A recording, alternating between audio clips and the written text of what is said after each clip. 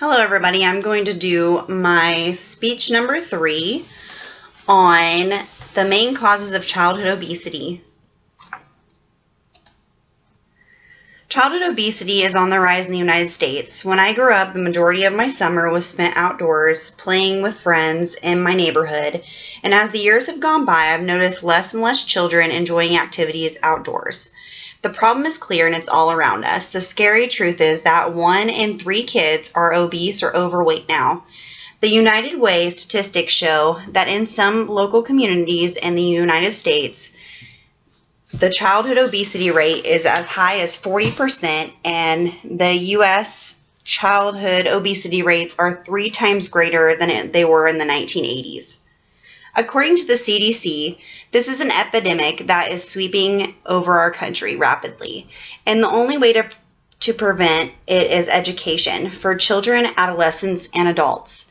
According to the CDC, children who struggle with obesity are 70% more likely of becoming overweight adults, and it will also put them at a higher risk for diabetes, asthma, and heart failure later on in their life.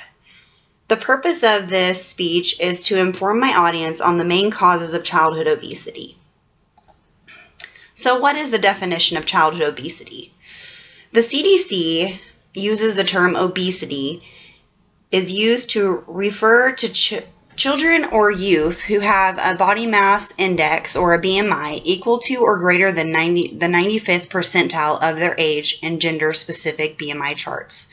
The calculation of BMI values are known to indicate elevated body fat and to show the risk or presence of related diseases.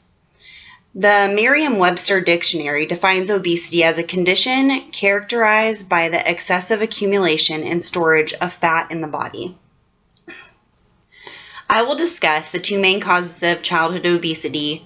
Even though there are more than just these 2, I decided to focus on just these 2 for the length of this speech. The first one I'll focus on is a sedentary lifestyle. The second one I'll focus on is unhealthy eating habits. So, sedentary lifestyle. Kids nowadays spend less time being physically active, which leads to less calories being burned off.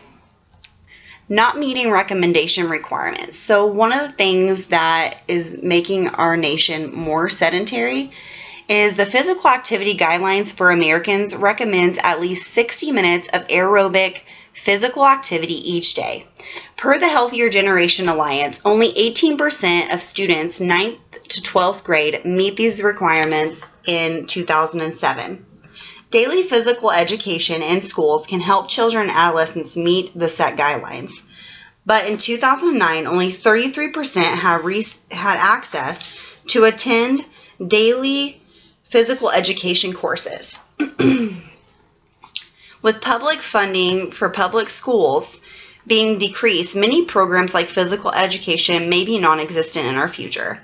The National Association of Sports and Physical Education set forth standards that school-age children should participate in 150 minutes of week physical education, but only 6 states adhere to these regulations. Fewer states are even offering less mandatory recess. Bonnie Rockman of Time magazine stated that only 3 states have a mandatory 20-minute elementary school recess a day. Technology's role in the decrease in physical activity.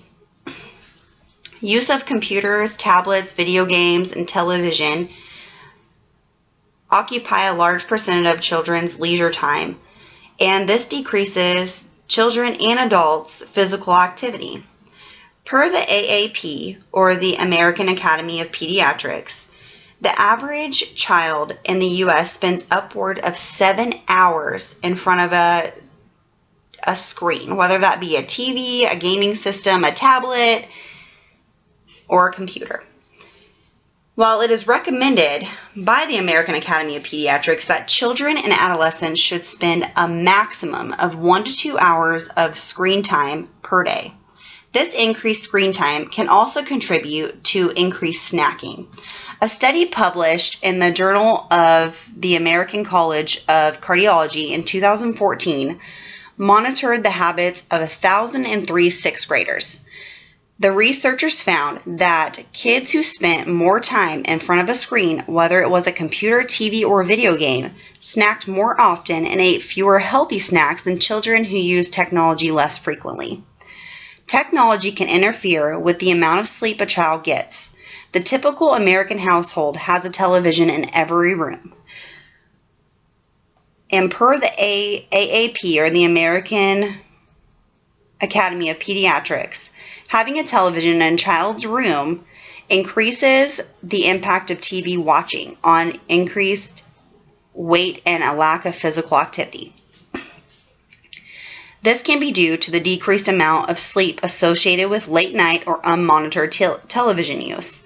Dr. Angela Falls from Florida Hospital stated that her studies have found that a lack of sleep causes an increase of ghrelin, the hormone that signals you are hungry, and a decrease in leptin, which is a hormone that tells you that you are full. So on average, a sleep-deprived person will consume 300 extra calories per day, usually from high-fat foods and or snacks more frequently than someone who is well-rested.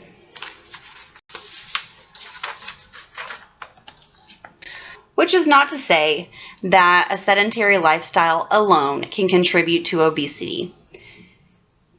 Of course, if you ask any dietitian or healthcare professional, they will tell you that the key to a healthy lifestyle is not just an active lifestyle, but also a healthy diet. This leads me to my cause number 2 of childhood obesity, unhealthy eating habits. So I'll start with the marketing of unhealthy foods.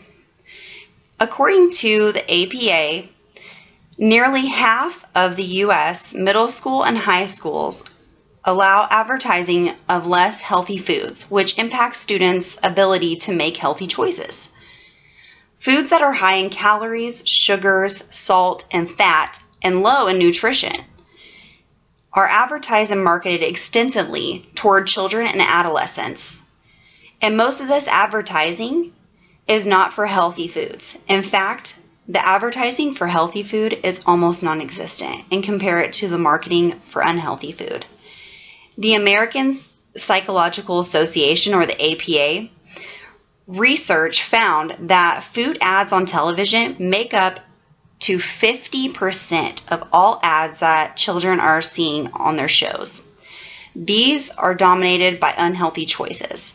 These food ads are composed of, and I included a graph here, 34% of candy and snacks, 28% of cereal, and 10% fast food. 4% is dairy products, and 1% is for fruit juices, and 0% for fruits and vegetables. Now keep in mind, these are the ads that children eat, whether it be school age to high schoolers. This is what they are averagely seeing on commercials that they're watching on the television shows that they tune into. So the cost of healthy food and accessibility. The cost of healthy food and accessibility to it plays a major role. Some lower income families may not have access to affordable healthy foods. If you go through any grocery store, it'll show you. Most of the healthier foods are more expensive than the unhealthy foods. So it is also difficult for parents to choose the healthy food choice with such readily available unhealthy and faster options such as convenience stores and fast food restaurants. Research from Harvard has shown that fast food restaurants with close proximity to schools have been linked to childhood obesity. Increase in portion sizes. So research from Harvard University, the School of Public Health, has shown that children eat more without realizing it if they are served larger portions. And I just showed an example with fast food, how our portion sizes have changed. So the top one is now, and the bottom one is from the 1950s. Quite a big jump. Increased consumption of sugary beverages. Consumption of high-calorie and sugar beverages offer little to no nutrients and can contribute to childhood obesity per the Alliance of Healthier Generation. And then I'll come to the parents' role in obesity, because of course parents are raising these children, so what role do parents play? Kids learn eating habits from their parents. Meals are being ate less and less at the dinner table and more often in front of a television. Lisa Duchemin from Penn State wrote that when children are given the opportunity to eat while watching television, they become less sensitive to internal cues of feeling full and thus increase how much they consume in one sitting. And then Harvard also recently published a study that showed that just eating a family meal at the dinner table with no distractions increases children and also adolescents' intake of fruits and vegetables and our healthy foods. So in conclusion, there are many causes of childhood obesity. The two main contributors to childhood obesity are a sedentary lifestyle and poor eating habits. This can be seen all around us on a daily basis. This epidemic is giving rise to diabetes, heart failure, asthma in the future. I hope that all of you can better understand the main causes of childhood obesity. Thank you.